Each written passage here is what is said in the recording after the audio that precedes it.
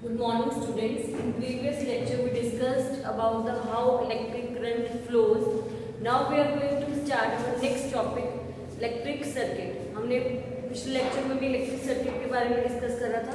उसमें सिर्फ हमने स्विचेस नहीं लिए थे. अब हम इसमें स्विच ऐड ऑन करेंगे. तो स्विच ऐड ऑन करते हैं तो देखो क्या होता है. अब देखो इसमें हमने वायर्स ली, सेल लिया, सेल का पॉजिटिव और नेगेटिव टर्मिनल, राइट.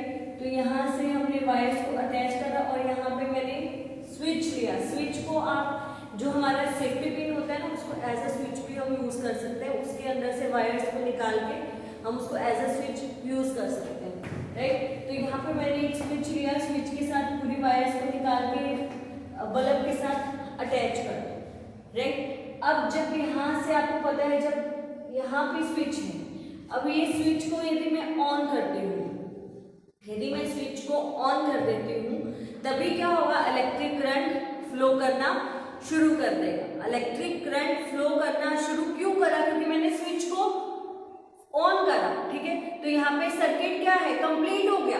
यदि सर्किट ऑफ था तो सर्किट कंप्लीट था नहीं, सर्किट ब्रेक था. अब यहाँ पे क्या हो गया, स्विच मैंने ऑन करा, इलेक्ट्रिक करंट फ्लो करना शुरू कर दिया because of circuit is completed. तो उसके बाद जब उसमें से इलेक्ट्रिक करंट फ्लो करना शुरू हो गया तो यहाँ पे क्या होगा, बल्ब ग्लो करना शुरू कर देगा, राइट. तो स्विच ऑन है तो सर्किट क्या होगा, स्विच ऑन है तो सर्किट क्या हो गया, क्लोज हो गया. जब सर्किट क्लोज हुआ तभी ही क्या होता है, करंट फ्लो करना शुरू कर रहा है, राइट.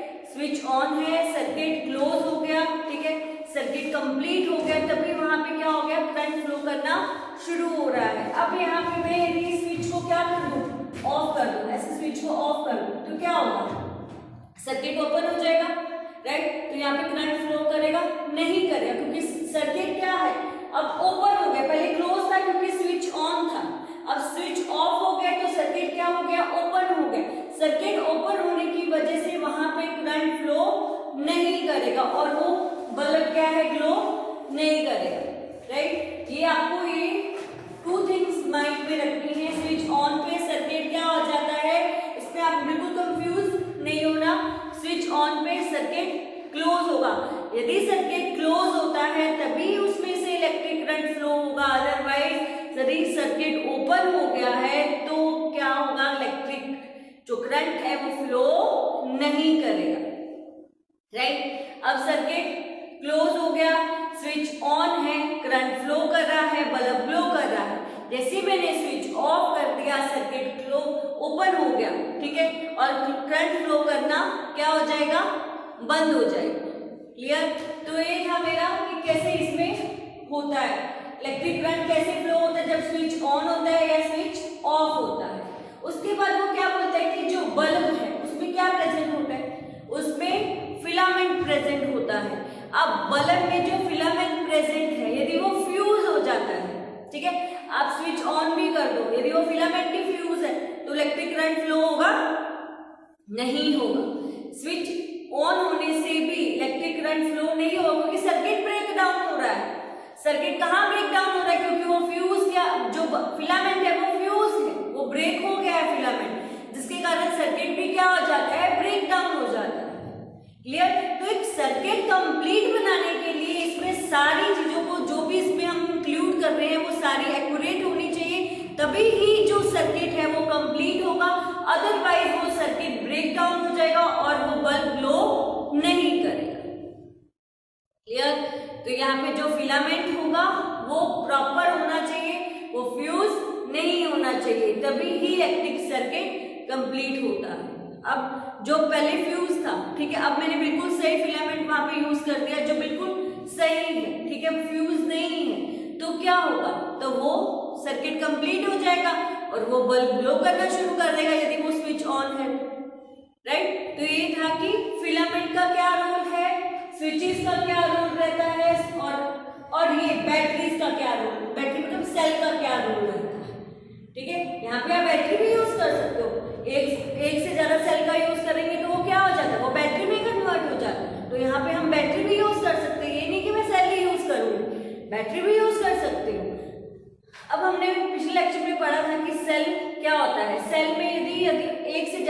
का यूज करते हैं तो वो क्या किस में कन्वर्ट हो जाता है, बैटरी में कन्वर्ट हो जाता है। अब हमने यदि सेल को ऐसे रेगुलरिटी में रखना है, सीधा सीधा रखते हैं तो एक का पॉजिटिव दूसरे का नेगेटिव, फिर दूसरे का नेगेटिव तो उसका पॉजिटिव, ऐसा ऑपोजिट साइंस में रखते हैं।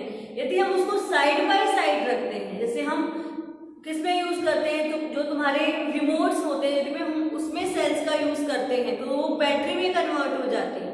यदि हम उसमें क्या करते हैं, साइड बाय साइड सेल्स का यूज करते हैं ना, तो एक का पॉजिटिव आता है दूसरे सेल का नेगेटिव आता है। ठीक है, एक का पॉजिटिव दूसरे का नेगेटिव, एक का पॉजिटिव दूसरे का नेगेटिव। कभी भी पॉजिटिव पॉजिटिव या नेगेटिव नेगेटिव इकट्ठे नहीं हो सकते। क्लियर? तो वो क्या है, वो चलेगा ही नहीं। यदि आप इकट्ठे डाल भी दोगे ना तो उसमें से करंट फ्लो ही नहीं करेगा। इसलिए उनको हमेशा ऑपोजिट में ही रखना चाहिए, रखना पड़ता है पॉजिटिव नेगेटिव। यदि आप पॉजिटिव पॉजिटिव नेगेटिव नेगेटिव तो वो अप्लायंस रन ही नहीं करेगा, राइट, क्योंकि उसमें से इलेक्ट्रिक करंट क्या है, फ्लो ही नहीं करेगा। क्लियर? तो ये टॉपिक आपको क्लियर हो गया होगा। अब नेक्स्ट टॉपिक है heating effect of electric current. आपको पता होगा heating effect of electric current नाम से ही क्लियर है। जब भी किसी अप्लायंस में इलेक्ट्रिक करंट पास आउट होता है तो उसमें हीट भी जनरेट होती है। जब किसी अप्लायंस में इलेक्ट्रिक करंट पास आउट होता है तो उसमें हीट भी जनरेट होती है, तो उसको क्या बोलते हैं, heating effect of electric current. जब करंट के साथ साथ इलेक्ट्रिक करंट के साथ साथ हीट जनरेट हो रही है तो उसको हीटिंग इफेक्ट बोलते हैं ऑफ इलेक्ट्रिक करंट। आपने देखा ही था जब हमने सर्किट बनाया था, हमने बल्ब लिया था, जब उसमें से इलेक्ट्रिक करंट फ्लो होता है तो आप देखते हो कि वो जो बल्ब का फिलामेंट है वो हीट कर देता है। आप बल्ब को बाहर से टच करके देखोगे ना तो आपको गर्म लगेगा। क्यों? क्योंकि वहां पे इलेक्ट्रिक करंट फ्लो हुआ है जिसके कारण वहां पे हीट जनरेट हो गई है। इसलिए उसको क्या बोलते हैं, heating effect of electric current. जब करंट फ्लो होता है और साथ साथ हीट जनरेट होती है उसको हम heating effect of electric current बोला जाता है। अब हमने एक सर्किट बनाया था जिसमें हमने बल्ब लिया था। अब हम दूसरा सर्किट भी बना सकते हैं जिसमें हम क्या ले सकते हैं, नाइक्रोम वायर भी ले सकते हैं सेल की। अब बल्ब की जगह नाइक्रोम वायर का भी यूज कर सकते हैं। इसके लिए, इसको अटैच करने के लिए आपको क्या चाहिए, आपको सेल तो चाहिए, ठीक है, वायर भी चाहिए, साथ में आपको नेल चाहिए, मतलब कील चाहिए, 2 कील चाहिए रहेंगे। उसके साथ हम अटैच करेंगे नाइक्रोम वायर, ठीक है। फिर उसके बाद हम स्विच भी ले सकते हैं, स्विच लगाएंगे उसके साथ। अब हम उसको स्विच को ऑन करेंगे। यदि हम स्विच को जब ऑन करते हैं, स्विच को ऑन करा, करंट फ्लो करना शुरू कर दिया।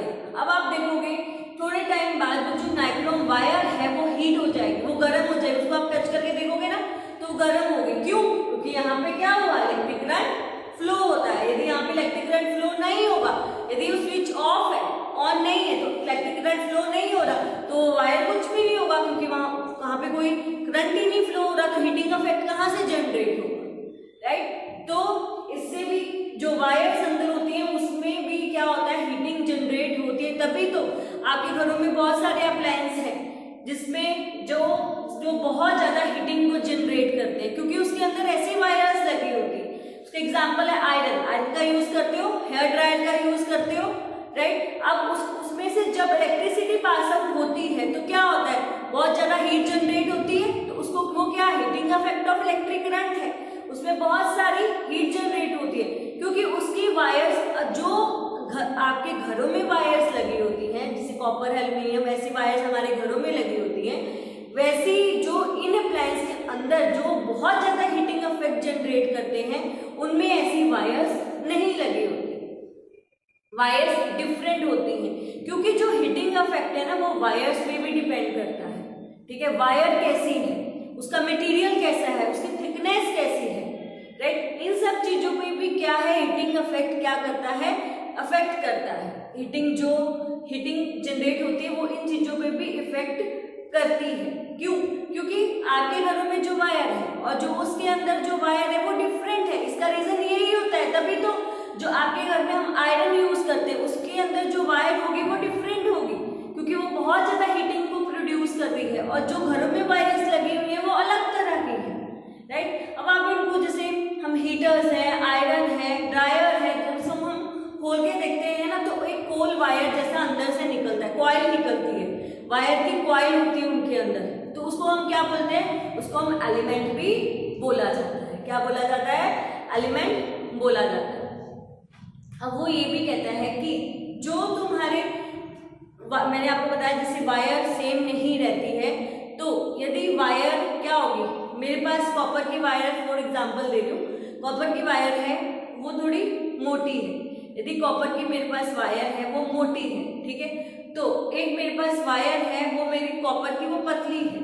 अब किसमें से हीटिंग इफेक्ट ज्यादा जनरेट होगा, किसमें, कौन से में ज्यादा हीट जनरेट होगी, जो वायर पतली होगी उसमें हीट ज्यादा जनरेट होगी और जो वायर्स मोटी होंगी उसमें हीट कम जनरेट होगी। इसीलिए हीट किस पे इफेक्ट करती है, वायर्स की थिकनेस पे, वायर्स की लेंथ पे, वायर्स के मटेरियल पे, वायर्स का मटेरियल कैसा है उस पे भी डिपेंड करती है। क्लियर। अब मैंने यहाँ पे एक सर्किट बनाया था, राइट, तो यहाँ पे मैंने एक सर्किट बनाया, इसमें मैंने नाइक्रोम की वायर लगाई, वहां पे करंट फ्लो करा, उस वायर को कुछ भी नहीं हुआ, ठीक है, क्योंकि वो हीटिंग इफेक्ट को फेस कर पा रही है। अब यहाँ पे मैं सिल्वर की वायर यूज कर दूंगी और बहुत ज्यादा करंट फ्लो करवाऊंगी, बहुत ज्यादा से करंट फ्लो होगा, यहाँ पे मैं सेल की जगह बैटरी यूज करूंगी और बहुत ज्यादा करंट फ्लो करवाएंगे, तो क्या होता है, तो वो जो सिल्वर की वायर होगी ना वो मेल्ट हो जाएगी, क्योंकि सारी जो वायर्स होती हैं ज्यादा हीट को फेस नहीं कर पाती है। इसीलिए अलग अलग जगह पर अलग अलग वायर्स को यूज करा जाता है, जहां पे हीट ज्यादा फेस करनी होती है वहां पे अलग वायर्स होती हैं, जहां पे ऐसे लगे यहाँ पे इतनी ज्यादा हीट फेस करने की जरूरत नहीं होगी वहां पे अलग वायर्स होती है। तभी तो मैंने आपको बताया जो घरों की वायर्स होती है वो डिफरेंट होती है और जो तुम्हारे आयरन हेयर ड्रायर्स में वायर्स यूज करी जाती है वो डिफरेंट होती है, क्योंकि उन्होंने जो हीट फेस करनी है उनकी अमाउंट अलग अलग है, राइट। इसीलिए यदि यहाँ मैं सिल्वर की वायर यूज कर दूंगी तो क्या हो जाता है, वो मेल्ट हो जाएगी और ब्रेक हो जाएगी। इसीलिए ये सब थिंग्स अफेक्ट करती हैं वायर्स। क्लियर। देखो, the amount of heat produce depends upon the material, length and the thickness. उसके मटेरियल पर, उसकी लेंथ पर, उसकी थिकनेस पर भी डिपेंड करता है कि थिकनेस मतलब वो वायर मोटी है या पतली है, उसकी थिकनेस पर, उसकी लेंथ पर, उसके मटेरियल पर हीट अफेक्ट करती है। यदि वो मोटी है तो उसमें हीट कम होगी, पतली है तो उसमें हीट ज्यादा प्रोड्यूस होगी। तो इन सब चीजों पर भी क्या कौन इफेक्ट करता है, हीट इफेक्ट करती है। किसकी, वायर्स। मेन रोल किसका आ रहा है, वायर्स का आ रहा है, right. Large current can melt and break wires. यदि कई बार बहुत सारा करंट फ्लो, आपके घरों में भी कई बार बहुत तेजी से करंट फ्लो होता है तो क्या हो जाती है, वो जो वायर्स है मेल्ट हो जाती है, कई बार आग भी लग जाती है। क्यों, क्योंकि वो वायर्स मेल्ट हो गई हैं, ब्रेक हो गई हैं। तभी कई बार अप्लायंस हमारे खराब हो जाते हैं, क्योंकि वो जो इतनी तेजी से वो हीट आ रही है, करंट फ्लो हो रहा है और इतनी तेजी से वो हीट प्रोड्यूस हो रही है, तो वो वायर्स इतना फेस कर ही नहीं पाएंगे। क्लियर। तो यहाँ पे जो मेरा टॉपिक है वो यहाँ पे फिनिश होता है। इसमें हमने हीटिंग इफेक्ट के बारे में अच्छे से डिस्कस कर लिया कि हीटिंग इफेक्ट क्या होता है। जब इलेक्ट्रिक करंट फ्लो होता है तो उसमें से हीट जनरेट होती है। जब भी कोई भी इलेक्ट्रिक करंट फ्लो होगा तो साथ साथ हीट जनरेट होगी। सभी सब अप्लायंस में हीट सेम नहीं रहती है, कईयों में कम हीट जनरेट होती है, कईयों में ज्यादा जनरेट होती है, क्योंकि डिपेंड करता है वायर्स। क्लियर। तो यहाँ पे मेरा जो टॉपिक है वो फिनिश होता है। नेक्स्ट हम नेक्स्ट वीडियो में डिस्कस करेंगे।